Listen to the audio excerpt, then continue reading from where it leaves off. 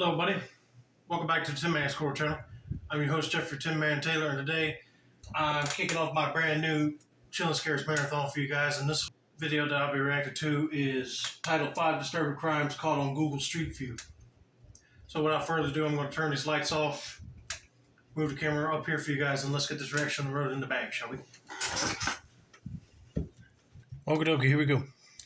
In October 2024, a Google Street View car captured what looked like the aftermath of a horrific crime in the small Spanish town of Tahueco.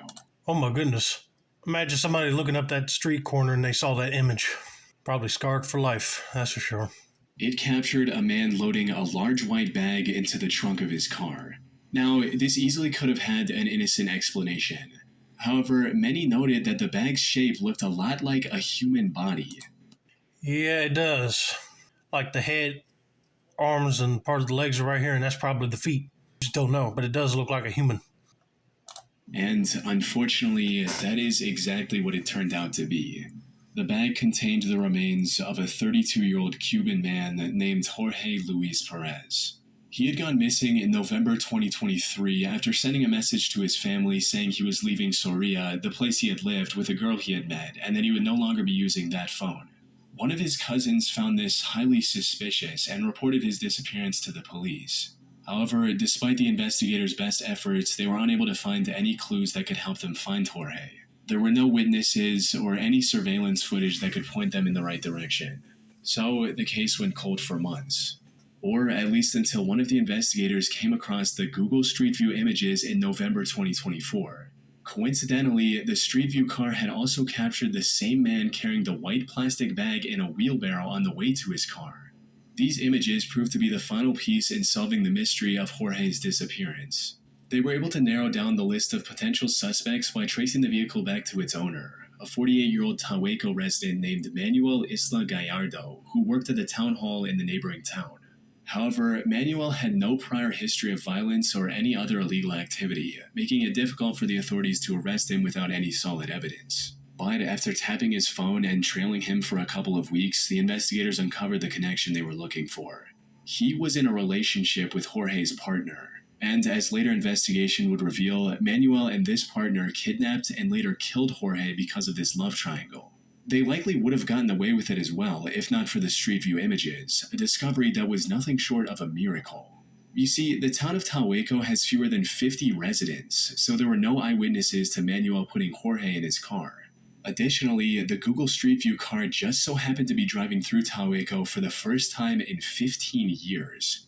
Both Manuel and his partner were arrested on November 11th after investigators found more evidence linking them to Jorge's disappearance in their home. Their arrest also led to the discovery of Jorge's remains in a cemetery about 15 minutes from where the Google Street View images were captured, finally bringing closure to his tragic case. Oh man, that is just so awful and heartbreaking.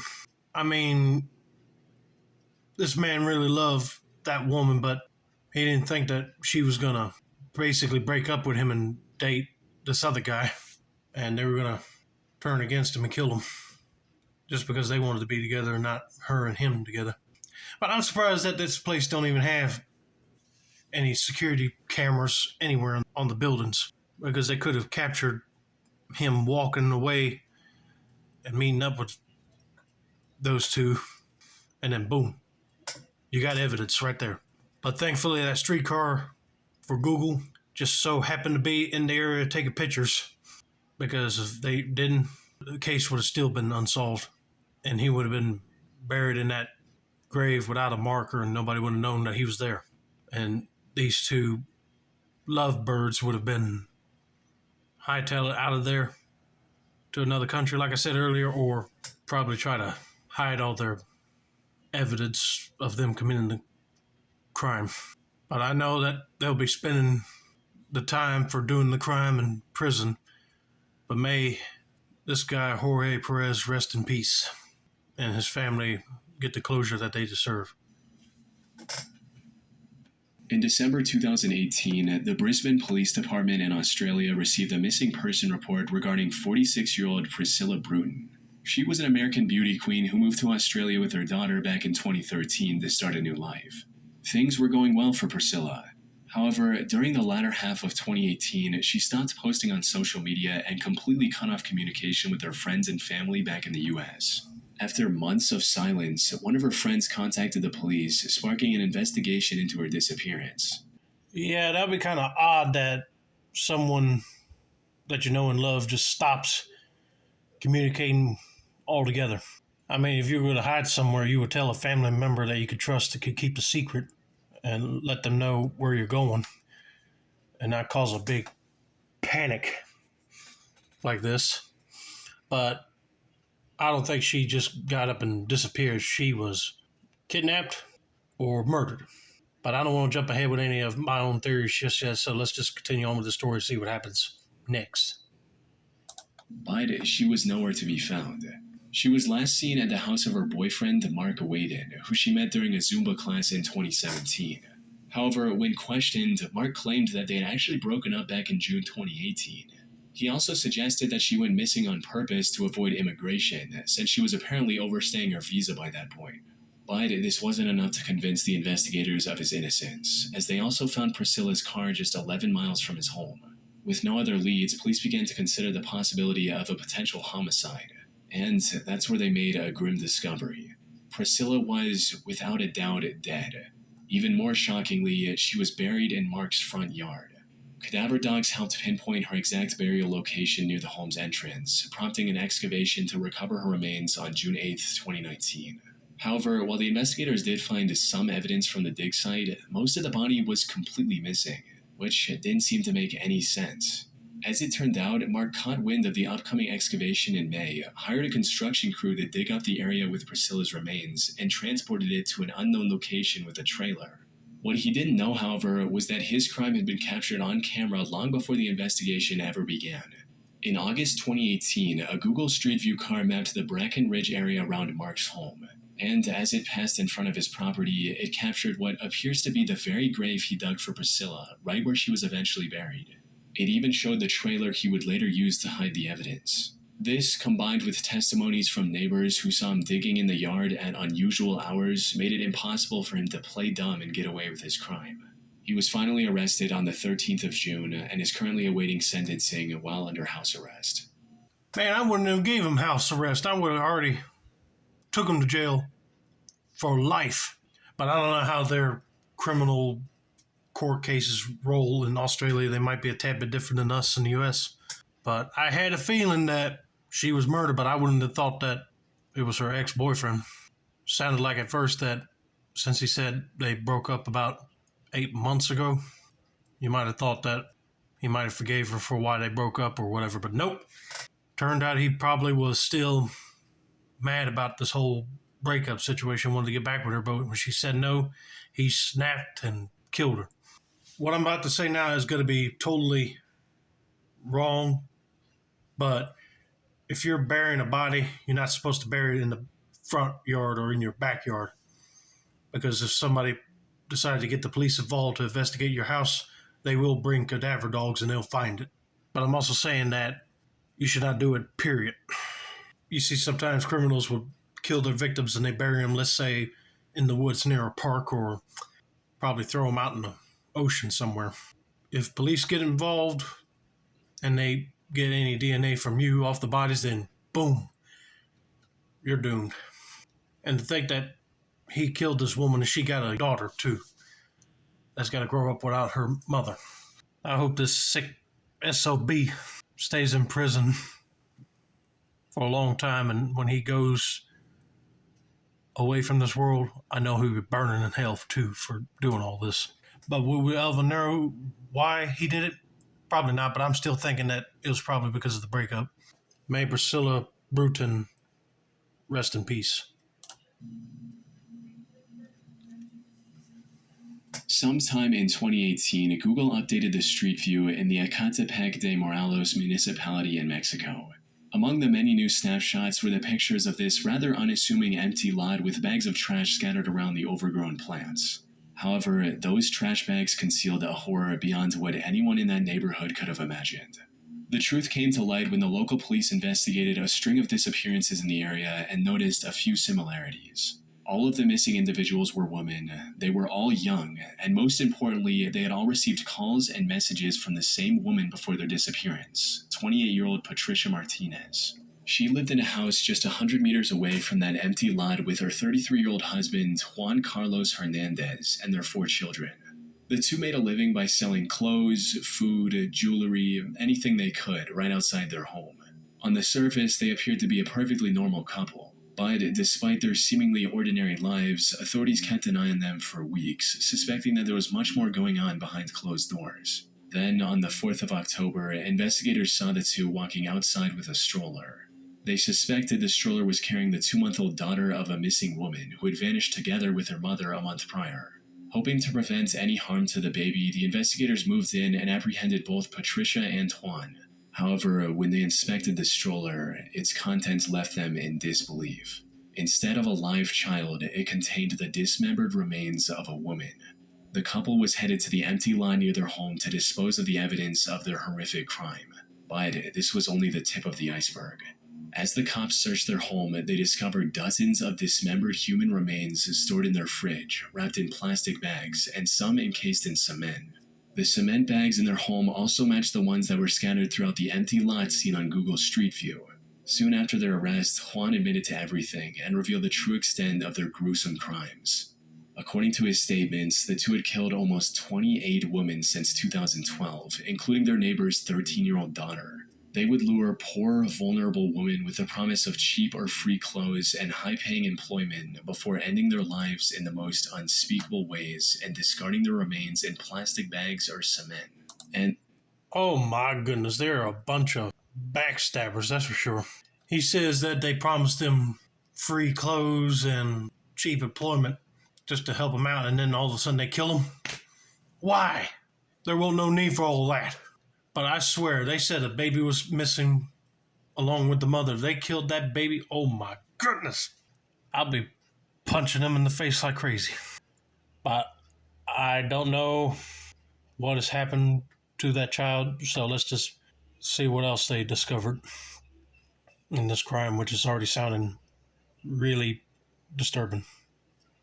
if that wasn't bad enough, Patricia also admitted to cooking and cannibalizing parts of their victims, as well as feeding them to their dogs. However, the most shocking part of it all was Juan's complete lack of remorse, with him boldly declaring his hatred of women and vowing to do the same again if he was ever given the chance. Y prefiero que mis perritos coman carne de esas mujeres a que ellas sigan respirando mi oxígeno. Y mientras yo siga aquí en la tierra, voy a seguir haciendo todo eso que yo puedo.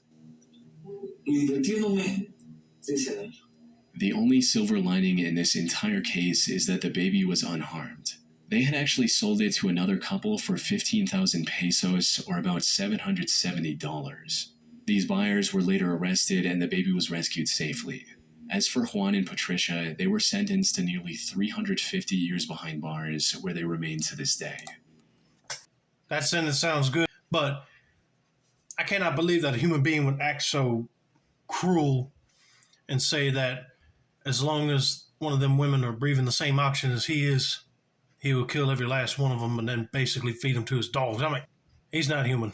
I believe that these two must have a demonic aura around them. I mean, that's the only way I could explain them going bad, or they just had a bad childhood with their parents to make them go crazy like this. But I definitely do not have no sympathy towards them, and I'm glad that they did not kill that baby, because if they did, oh man, I'll be so mad. And if they said they got kids, they don't deserve to be parents. They need to get them, take it to other family members that would take care of them, or put them in foster system. But anyway, let's continue. I'm getting tired of looking at their faces. If you go to this location in Barron, Wisconsin on Google Street View, you will see cop cars and police tape surrounding this residence. On October 16, 2018, this Street View car captured the aftermath of one of the most monstrous crimes in Wisconsin's recent history. It happened a day earlier when the 21-year-old Jake Thomas Patterson knocked on the Kloss residence at around 12:50 a.m. and claimed to be a cop. James Kloss came to the door and demanded to see Jake's badge before opening the door. In a fit of rage, Jake raised the shotgun he'd brought with him and shot James through the door. He then fired another shot to break the lock and enter the house. Meanwhile, Denise Kloss locked herself and her 13-year-old daughter Jamie in the bathroom and made this disturbing 911 call. County 911, where is your husband? Somebody at my phone.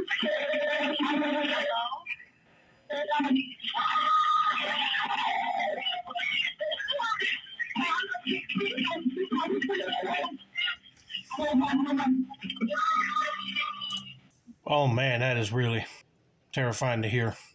But if you're talking to operator 911, it's always best to keep calm and try to explain everything as quietly and calmly as possible. And that person with the shotgun would find out where you're hiding and attack you. But I know they couldn't control themselves because they're really terrified, and I don't blame them. If Intruder came to my house, I'd be terrified too. Officers rushed to the scene, but unfortunately it was already too late. Not long after the 911 call, Jake shot down the bathroom door as well and opened fire on Denise. By the time the officers arrived, both James and Denise were already dead. However, the more urgent concern was Jamie, who was nowhere to be found. It didn't take long for officers to realize that Jamie had been taken by Jake. In fact, one of the responding officers had unknowingly passed Jake's fleeing car while rushing to the Kloss residence. As later investigation would reveal, Jake had developed a sick infatuation with Jamie after seeing her get off her school bus, and kidnapping her was his primary motive that night. He took her to his cabin about 80 miles away from her home and locked her in one of the rooms. And while the investigators started searching for Jamie almost immediately, they had nothing that could lead them in her direction. The FBI even put out a nationwide missing person report and offered a $25,000 reward for any information that could lead to Jamie's rescue. Unfortunately, none of this led to anything substantial, and the hope of finding her alive kept declining with each passing day. But then, on January 10th, 2019, the Wisconsin Police Department received a call they never expected. Southwest County 911. Hi, I have a young lady at my house right now, and she says her name is Jamie Kloss. As it turned out, Jamie escaped Jake's cabin 88 days after her disappearance and asked for help from one of his elderly neighbors. Well, how did she come up upon your cabin? I was walking my dog, and we were almost home, and she was walking towards me, crying, saying, "You gotta help me, you gotta help me." She pulled off this remarkable escape by carefully studying Jake's routine for weeks, tracking when he left and how long he was gone, waiting patiently until the perfect opportunity revealed itself. After getting in contact with the police, she told them everything she knew about her kidnapper, resulting in Jake getting identified and arrested following a traffic stop. Jake stood trial on May 24, 2019. He pleaded guilty to all charges and was given 2 life sentences without the possibility of parole, plus 40 additional years in prison. Oh, thank God. I was thinking that he probably would have ended up taking her to his cabin and sexually torturing her, and then probably killed her. But thankfully that did not happen, and she was able to find a way to escape without him knowing and get help. Also, I'm kind of glad that he took responsibility and said guilty, because if this psycho said he pled not guilty, I'd be like Raising Cain, because he clearly impersonated the officer. I mean, that's one crime right there. And shooting somebody through their own door and breaking the lock just to get in, that'd be like a breaking and entering felony charge. Murder the mom and dad is another charge. And then finally, kidnapping. Whoop. That's like 4 charges right there. But thankfully, he's behind bars and ain't going to be walking the streets again. But I'm also glad that girl's okay. That's the most important part. I'm just sorry she had to see her mom and dad get murdered like that.